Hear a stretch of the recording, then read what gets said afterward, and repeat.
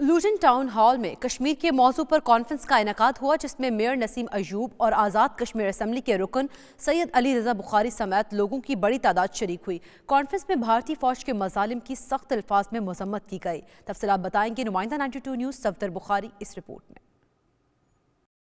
لیوٹن کے town hall میں منعقد ہونے والی کانفرنس میں میئر نسیم ایوب، آزاد کشمیر اسمبلی کے رکن سید علی رضا بخاری، حریت رہنما نذیر قریشی، حبیب الرحمان آفاقی اور سیاسی جماعتوں کے رہنماؤں نے بھرپور شرکت کی۔ قانون ساز اسمبلی آزاد کشمیر کے رکن پیر سید علی رضا بخاری نے کہا، جنوبی ایشیا کا سب سے بڑا مسئلہ کشمیر ہے اور علاقائی امن کے لیے اس کا حل ناگزیر ہے۔ دیگر رہنماؤں کا کہنا تھا کہ بھارت فوری طور پر حقوق انسانی کی خلاف ورزیاں اور کشمیریوں کا قتل عام بند کرے۔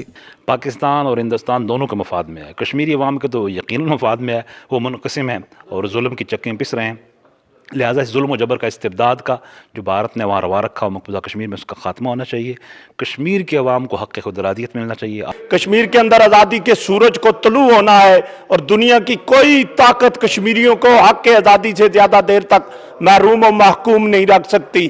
These are an issue that affects humans, and the humanity is affected by these abuses that are committed around the world, and the world needs to open their eyes and recognize that these are real issues affecting real people on a daily basis. 5 فروری کو ایک قوم بن کر باہر نکلیے، وہ جو بھارت جو ہے پچھلے 70 سالوں سے کوئی 7.5-8 لاکھ فوج رکھے ہوئے ہے کشمیریوں کو، اس نے آزادی غصب کر رکھی ہے۔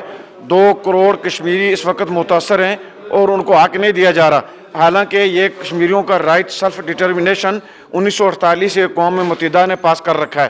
مقررین کا مزید کہنا تھا کہ ایک دن کشمیر کے اندر آزادی کے سورج کو طلوع ہونا ہے۔ دنیا کی کوئی طاقت کشمیریوں کو زیادہ دیر تک آزادی سے محروم نہیں رکھ سکتی۔ مقررین نے 2 کروڑ سے زیادہ کشمیری متاثرین پر بھارتی ظلم بند کرنے کا مطالبہ بھی کیا اور اس بات پر زور دیا کہ کشمیریوں کے حق کو تسلیم کیا جائے۔ صفدر بخاری، 92 نیوز، لیٹن۔